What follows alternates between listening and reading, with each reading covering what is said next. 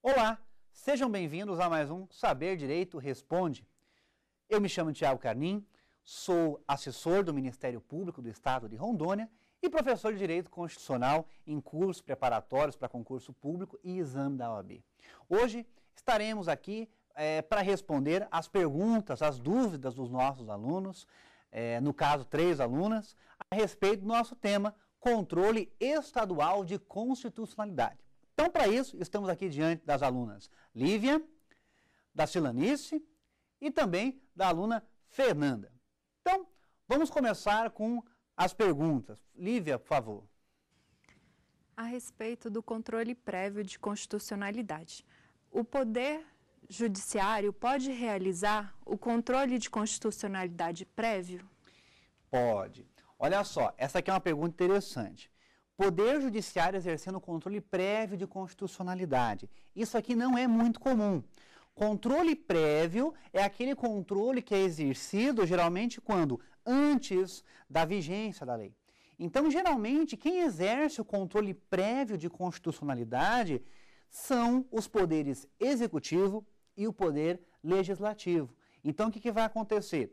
O poder legislativo ele exerce um controle prévio de constitucionalidade principalmente por meio das suas comissões.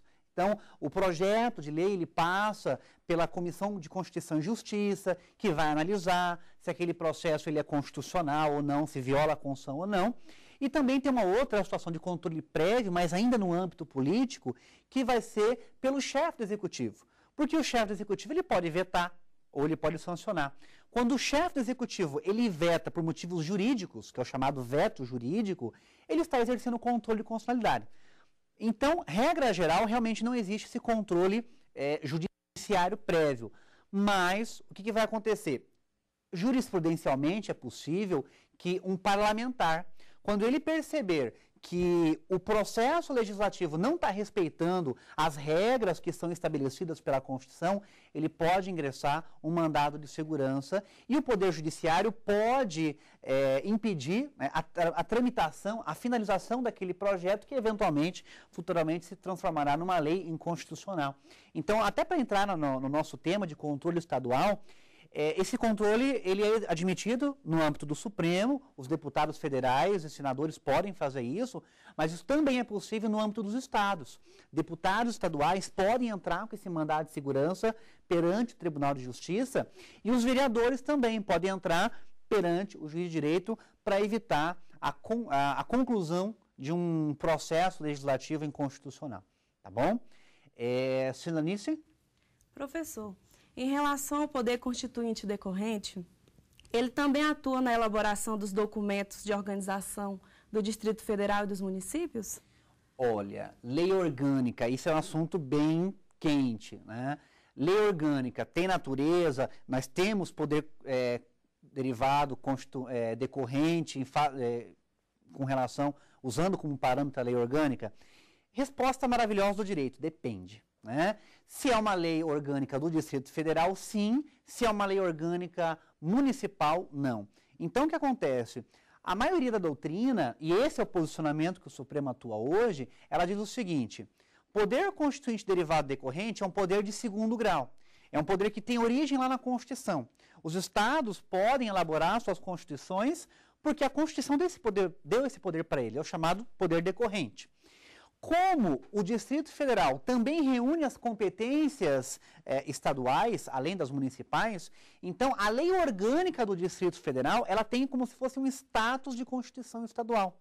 Então, a lei orgânica do Distrito Federal, ela tem sim, é considerada uma manifestação do poder constituinte derivado decorrente.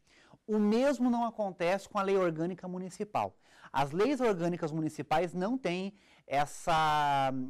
esse status. Então, lei orgânica municipal, ela está prevista na Constituição Federal, lá no artigo 29, ela vai regulamentar a estrutura, os assuntos do município, mas, hierarquicamente, ela está na mesma posição que as demais leis municipais. Então, em conclusão, cabe controle de constitucionalidade de uma lei distrital em face da lei orgânica distrital? Cabe, porque a lei orgânica distrital ela tem exatamente esse status de poder derivado decorrente. Agora, cabe um controle de constitucionalidade de uma lei municipal que está violando a lei orgânica daquele município? Não. O que vai acontecer é um controle de legalidade, mas não de constitucionalidade, porque a lei orgânica municipal não tem esse status, né, de poder derivado decorrente. Tá? Fernanda. Acerca do poder constituinte decorrente, estariam livres os constituintes dos estados e municípios para dispor da Constituição Federal, desde que respeitados os princípios que fundamentam essa ordem constitucional? Pode, existe essa possibilidade. Então, nós vamos encontrar essa fundamentação no artigo 11 do ADCT. Lá no ato das disposições constitucionais e transitórias, artigo 11, a Constituição Federal, ela dá essa possibilidade exatamente em face, em nome desse poder constituinte derivado decorrente, que os estados eles possam se organizar. Só que aquele negócio, as constituições estaduais, elas não têm esse poder absoluto. Precisam, sim, respeitar alguns princípios constitucionais básicos, né? Então, nós temos, aliás, vários princípios na Constituição Federal que são, inclusive, de observância obrigatória para os estados. Então, respeito à separação dos poderes, respeito ao princípio federativo, os princípios da administração pública, lá do artigo 37 da Constituição, aqueles princípios de legalidade, de impessoalidade, de moralidade, publicidade, eficiência. Então, assim, são muitas limitações, algumas, né, limitações que também os estados, apesar de ter essa autonomia para poder elaborar as suas constituições estaduais, eles vão enfrentar com base naquilo que a Constituição Federal lá preceitua. Tá bom? Lívia? Qual a natureza da decisão que reconhece a inconstitucionalidade de uma lei no controle de constitucionalidade concentrado? Certo. Olha só, gente, a sentença que vai declarar, né, já até estou te respondendo, a natureza declaratória, né, a sentença, quando ela reconhece que uma lei, em sede de controle concentrado, ela tem essa natureza declaratória. Então, o Poder Judiciário, principalmente no caso Supremo, quando declara uma lei inconstitucional perante uma ADI, por exemplo, uma ação de controle concentrado, essa natureza declaratória. Então, o Judiciário ele entende que aquela lei, como ela é uma natureza declaratória, os efeitos são efeitos, regra geral, efeitos retroativos. Então, a lei ela é considerada inconstitucional desde a sua origem. E isso vai acarretar em algumas consequências, como, por exemplo, efeito repristinatório, que é uma coisa que geralmente não se admite no Brasil, de forma automática, né? Então, o fato, por exemplo, de uma lei ter sido revogada, ela não volta a vigor só porque a sua lei revogadora também foi revogada. Mas, como é uma consequência do controle, então imagine a seguinte situação. Uma lei A existente, aí mais para frente nós estamos diante de uma lei B. Essa lei B revogou a lei A. E aí mais para frente houve uma ADIM contra essa lei B e essa lei B foi declarada inconstitucional. Então, como tem efeito retroativo, vai acontecer esse efeito repristinatório. A lei A vai voltar a vigorar. É uma coisa que geralmente não é admitida de forma automática no nosso direito, mas é uma das consequências do controle concentrado de constitucionalidade. Exatamente porque a sentença ela é declaratória, ela tem efeitos retroativos. Tá bom? Vamos a mais uma pergunta, Silanice? Professor, acerca do controle de constitucionalidade, qual a sua principal finalidade? Olha, isso é bem importante porque o controle, e aí eu falo de controle federal ou estadual, a ideia do controle é sempre preservar a Constituição, preservar principalmente a supremacia da Constituição, porque o nosso modelo, como um modelo positivista, então nós temos a Constituição como fundamento de validade de todas as demais normas. Então imagine se, em virtude dos arbítrios do legislador, houvesse essa violação constante à Constituição, então o próprio controle é como se fosse um instrumento de defesa da própria Constituição, garantir a supremacia da Constituição e, claro, extinguir, expurgar aquela lei tida como inconstitucional. Tá? Fernanda, por favor. As unidades componentes do Estado Federal, ou seja, os estados, municípios e o Distrito Federal, são autônomos, mas não soberanos. Dado o fato de que eles juntos integram um Estado soberano, qual é o limite e o diferencial entre a soberania e a autonomia nesse caso? Olha, quando a gente fala em entes federativos, né, União, Distrito Federal, municípios e estados, o que acontece? Exatamente a ideia é essa. Né? Eles têm uma certa independência, mas isso é que nós chamamos de autonomia. O que vai acontecer? Soberania é uma certa independência, sim, mas a soberania ela tem, assim, uma posição um pouco mais externa na órbita internacional. Então, o Brasil, sim, a República Federativa do Brasil, ela é considerada soberana. O Estado brasileiro, ele é soberano. Então, por exemplo, o Estado brasileiro, o Brasil pode celebrar um tratado com outros países, por quê? Porque ele é reconhecido como soberano perante a ordem internacional. Isso é soberania. Essa competência, né, essa possibilidade, essa prerrogativa que um país, que um Estado tem de se reafirmar na órbita internacional. Internamente, os entes da federação, eles têm autonomia. Então, o Estado tem judiciário próprio, legislativo próprio, executivo próprio, eles podem se auto-administrar, podem se auto-organizar, mas eles não têm essa soberania. Então, por exemplo, o município não pode celebrar um tratado internacional porque ele não tem soberania. A autonomia é uma independência um pouco mais no âmbito interno. A soberania já é no âmbito mais externo, no âmbito internacional. Tá bom? Gente, vamos a mais algumas perguntas, mas depois dos nossos intervalos. Nós já voltamos.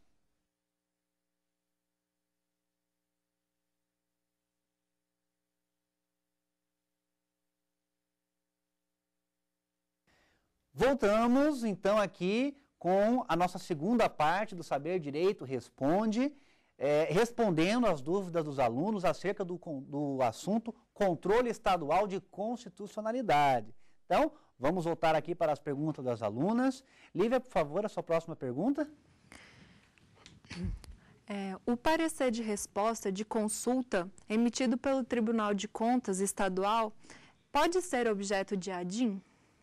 Parecer de uma resposta de uma consulta do Tribunal de Contas pode ser objeto de ADIM?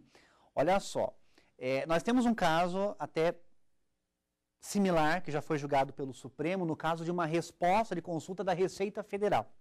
Então, às vezes, o contribuinte acaba fazendo uma consulta perante o órgão para saber qual é o melhor procedimento que ele deva adotar. A mesma coisa pode acontecer no âmbito do Tribunal de Contas. Um determinado órgão público quer editar um ato, mas ele não sabe se vai ter problemas lá na frente. Então, o que ele faz? Faz um pedido de uma consulta, e aí o órgão competente, no caso da pergunta, o Tribunal de Contas, vai dar a resposta dessa consulta. No caso da Receita Federal, que foi o que foi julgado pelo Supremo Tribunal, e aqui eu já incluo também nesse pensamento o parecer, porque afinal de consulta. Não pode ser objeto de controle de constitucionalidade. Por quê? Porque o controle de constitucionalidade ele vai ser impugnado em face de leis ou de atos normativos. Então, pode não ser uma lei, mas tem que ser um ato que tem algum tipo de normatividade, que tem algum tipo de vinculação, que tem algum tipo de imperatividade. Então, tem que ser um ato que, por exemplo, tenha um caráter abstrato, trate-se de uma situação abstrata, tem que ter uma certa generalidade, não pode ser uma situação concreta. Então, o parecer de uma resposta de consulta não tem essas características que configurem ele como um ato normativo. Então, por não ser ato normativo, o que acontece? Aí, nesse caso, não é objeto de controle. Tá? Silanice? Professor, como se dá a representação de inconstitucionalidade no âmbito dos estados? Olha, isso aqui é bem interessante e a gente, geralmente, nas aulas de constitucional, é um assunto assim, que acaba ficando um pouquinho de lado. Porque a gente, é claro, em aula a gente acaba trabalhando mais a questão da ADI, enfim, do controle no âmbito federal. E acaba esquecendo um pouquinho dos estados, porque nós vimos que existe um poder constituinte, derivado, decorrente, existe a possibilidade dos estados afirmarem a sua autonomia por meio de uma Constituição estadual. E essa Constituição estadual também exerce supremacia sobre o ordenamento jurídico da sua esfera. Então, as leis e atos normativos municipais e estaduais estão numa situação de inferioridade. As leis municipais e estaduais podem ser, sim, declaradas inconstitucionais também em face da Constituição Estadual. E é aquele negócio, assim como existe um controle difuso, também existe um controle aberto, concentrado no âmbito estadual. Então, por exemplo, no meio de um caso concreto, pode acontecer de uma das partes alegarem violação à Constituição Estadual de alguma lei? Pode. O tribunal, aliás, o judiciário, não só o tribunal nesse caso, né? Porque o controle difuso pode ser exercido por qualquer magistrado. Então, um juiz de direito ou um tribunal de justiça pode sim declarar uma lei inconstitucional com base na Constituição do Estado. Mas também existe o controle concentrado. Então, pode ser ajuizada, e isso é permitido pela Constituição. Na nossa Constituição Federal, artigo 125, parágrafo 2º, existe ali a possibilidade dos estados trabalharem, analisarem as chamadas representações de inconstitucionalidade. É como se fosse uma ADINha estadual, uma ADI no âmbito dos estados. Então, ela tem os seus legitimados próprios, que isso aí, claro, é regulamentado por cada estado, né? A cada Constituição estadual vai estabelecer quem são os seus legitimados para ajuizar essa ação. A única coisa que a Constituição Federal proíbe é que a legitimidade para ingressar com essa ação não seja atribuída a um único órgão. Nós temos que ter aí uma pluralidade de pessoas legítimas para entrar com essa representação de constitucionalidade. Mas, basicamente, nos mesmos moldes de uma ADI federal. A sentença, ela tem efeitos retroativos, tem efeitos erga omnes, ou seja, para todos, tem efeitos vinculantes. Se a decisão do Tribunal de Justiça for desrespeitada, é até possível o ajuizamento de uma reclamação perante o Tribunal de Justiça para que uma determinada autoridade respeite aquela decisão, né? Então, é muito parecido com a Constituição Federal, mas ela vai acabar tendo por base, claro, o parâmetro a Constituição do Estado. Tá? Fernanda? Professor, o veto do presidente da República à lei aprovada pelo Congresso Nacional é forma de controle repressivo ou preventivo de constitucionalidade? E pode as razões desse veto serem questionadas junto ao Poder Judiciário? Olha, interessante. Veto do presidente da República, controle preventivo. Né? Então, aquele controle preventivo, a gente até tinha comentado, né? Controle preventivo, aquele controle que vai se manifestar antes da lei, do projeto virar uma lei. Uma dessas formas é exatamente o veto do presidente. E o veto do presidente, na verdade, ele pode acontecer de duas formas. Ou o presidente da República, ele veta por motivos políticos.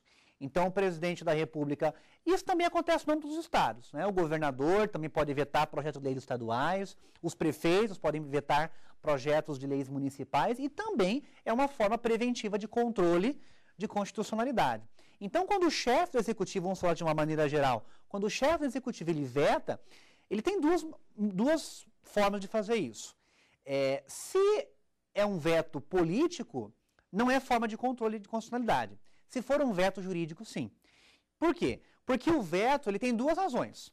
Ou o chefe do executivo veta por questões políticas, olha, essa lei não é oportuna, essa lei não é conveniente no momento, nós vamos ter muitos gastos, ele está vetando por questões políticas. Agora, o chefe do executivo pode vetar por questões jurídicas, que é quando ele entende que aquele projeto de lei é uma lei inconstitucional. Então, se ele veta por motivos de inconstitucionalidade, é o chamado veto jurídico. O veto jurídico, sim, é motivo de... é uma forma de controle preventivo.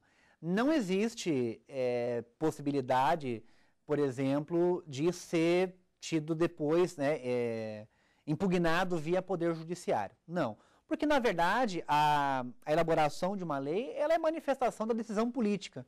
E a decisão política, basicamente, aí, pelo Poder Executivo e pelo Legislativo. A única possibilidade, realmente, do Poder Judiciário, que nós temos, assim, já casos julgados na jurisprudência, de intervenção do Judiciário dentro do controle preventivo, é naquele caso em que nós temos aquele mandado de segurança, né? Quando o processo legislativo desrespeita as regras da Constituição, aí pode ser, o parlamentar pode ingressar com mandado de segurança para impedir, né, paralisar, vamos dizer assim, a tramitação daquele possível projeto de uma futura lei inconstitucional. Tá bom? Vamos a mais uma pergunta. Lívia, por favor. Pode ser ajuizada a DIN contra o regimento interno dos tribunais e da Câmara dos Deputados? Olha a pergunta. Controle de constitucionalidade em face de regimento interno dos tribunais e também regimento interno da Câmara dos Deputados. Olha só, esse aqui é o entendimento do Supremo Tribunal Federal. Regimento interno, assim, resoluções administrativas, por exemplo, dos tribunais do Poder Judiciário, o Supremo entende que é um ato normativo. Se é um ato normativo, né, é possível, né, de ser impugnado via controle sem problema nenhum. Agora, no caso do regimento interno da Câmara dos Deputados, a princípio até seria um ato normativo, poderia ser impugnado, mas geralmente a posição que o Supremo tem mantido é com base no respeito para não violar o princípio da separação dos poderes, é de não entrar na seara da constitucionalidade ou não do regimento interno de nenhuma das casas do Congresso, nem da Câmara e nem do Senado. Tá? Mas aí no caso aí de um regimento interno de um órgão do próprio tribunal, aí o Supremo pode, né, ele acaba fiscalizando de uma forma um pouquinho mais contundente. Silanice? Professor, cabe medida cautelar em sede de representação de constitucionalidade estadual? Cabe. Olha só. Isso também acontece nas ADIs federais, né? Então, quando é ajuizada uma ação direta de inconstitucionalidade, existe essa possibilidade de ser feito um pedido para concessão de uma medida cautelar. E essa concessão, essa cautelar, ela consiste na suspensão da lei. Porque o processo, inevitavelmente, vai durar muito tempo. E até lá, a lei pode ficar suspensa. Então, o Poder Judiciário, ele pode suspender a eficácia da lei até um determinado momento, até o final do julgamento. Essa possibilidade também é prevista na representação estadual de inconstitucionalidade. Tá? Então, o que vai acontecer? O único problema é que no âmbito estadual, nós não temos assim uma lei uniforme que regulamenta todo o procedimento da representação de constitucionalidade do âmbito estadual. Então, muitas vezes o Estado acaba se valendo da sua autonomia e acaba fazendo de um jeito.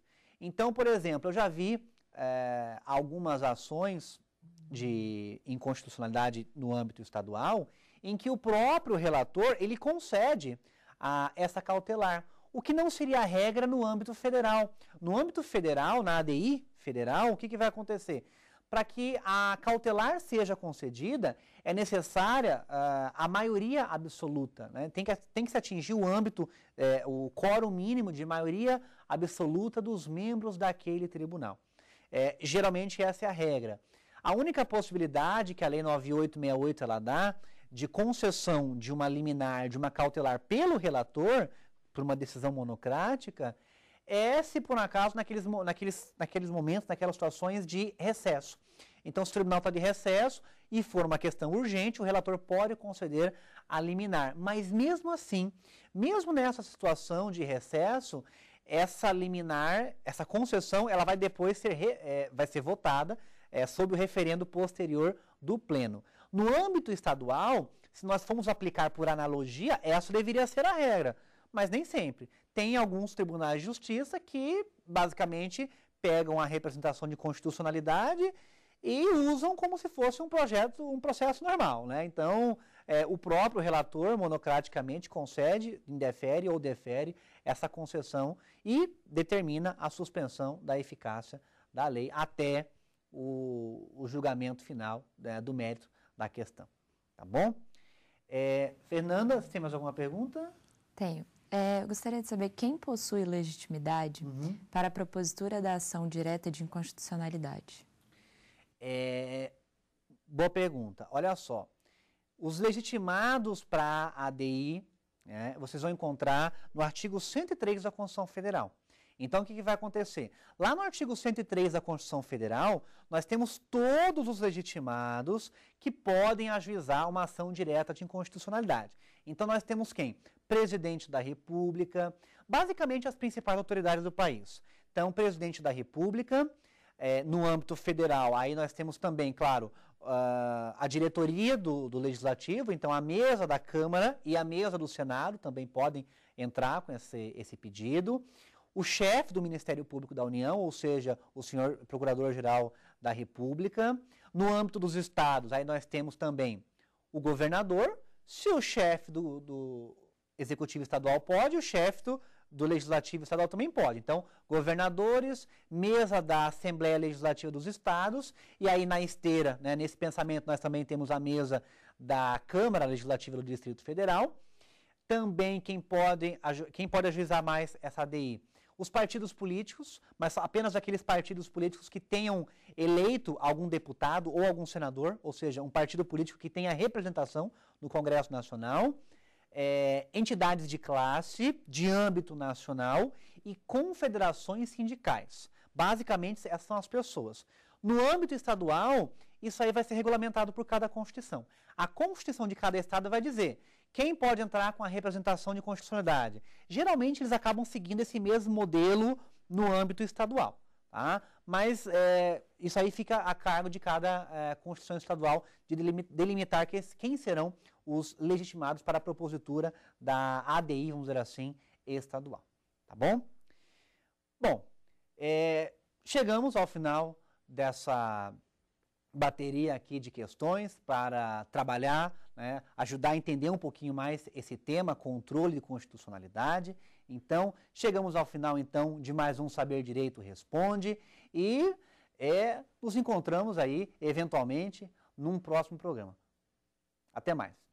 Tem dúvida sobre o assunto? Mande um e-mail para nós, saberdireito@stf.jus.br. Você também pode estudar pela internet, acessando o site www.tvjustiça.jus.br.